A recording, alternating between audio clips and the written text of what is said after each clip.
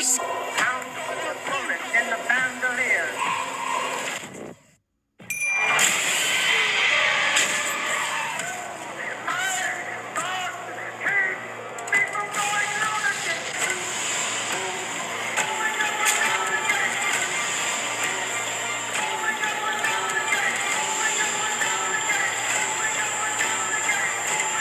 So just got back from seeing the new Weapons movie, and I have to say it's got 100% on Rotten Tomatoes right now. And after leaving this theater, I can see exactly why this has 100 tomatoes, why it has a rating of 100 on Rotten Tomatoes. This was like hands down probably one of the craziest horror movies that I've seen in a very long time, and the director Zach Kreger. And that's the one thing that I love about movies like this when they're hyping you on the director's particular style. And this is his second movie after the smash hit Barbarian, which to me was like one of those underrated horror movies that came out back in 2022.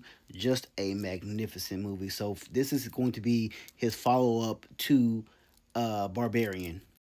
Julia Gardner plays Justine, a elementary school teacher who comes in and 17 of her students are missing and no one has found them. No one knows where they are. They just disappeared overnight. They all left their house at 2:17 in the morning. And so this basically story takes off from her standpoint as what happened to the teacher, what happened to our kids, and everyone in the town is blaming her. They're saying that she has something to do with the kids. They know it because she has a troubled past and she's been fired from other schools.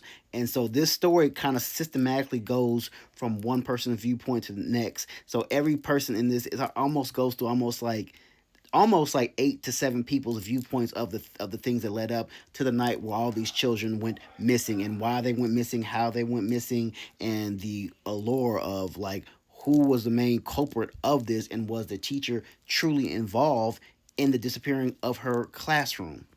Now I have to say, like, I'm not trying to really give the spoilers away because the one thing that I've known after the last Barbarian movie, this is kind of like one of those movies where like I was this movie we were this movie kind of lost like what's going on like you I love Julia Gardner's character as a teacher because if your whole class goes missing and she was like one of those inquisitive people like she wanted answers like even when she got the answers and they want the answers she wanted she goes like I'm gonna find out what happened to the kids. I'm gonna find out like what's the really about if even if the cops didn't really focus on like how they should. She was like I'm gonna find out. But the beautiful thing about this story is that the way it systematically breaks down the story. Like it goes from a viewpoint of the teacher to one of the parents, to a thief and a crackhead to a cop. Everyone and the principal, everyone's story intertwines into why these children went missing. And to me, that was like one of the beautiful parts about this story. And you were just kind of wondering, like, sitting there confused, like,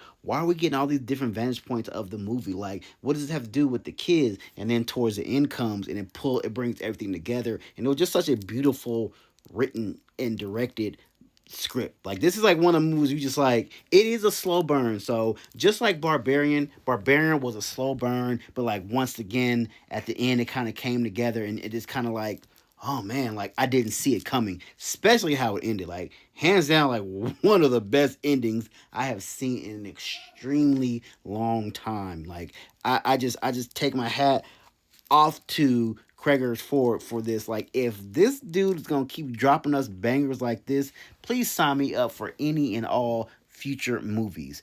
Just like, and this picture alone says a lot about one of the scenes in the movie. Like I said, won't give it away. And then this nothing that got me. It's just like who the real culprit of this was. It's kind of like the allure of the movie. Like everyone's like pointing fingers, and then like once you find out who's kind of to blame for this, it's like something you didn't see coming at all. Even though the first part, like I said, this is a very slow burn movie. So the first half of the movie is kind of explaining like what happened to the kids, and the second part act is like where are the kids, and the third act is just one of those things that I see why the trailers are only a minute long for this movie. They don't give you a lot to go on. They just give you a lot of gore and kind of a lot of like, what the hell's going on?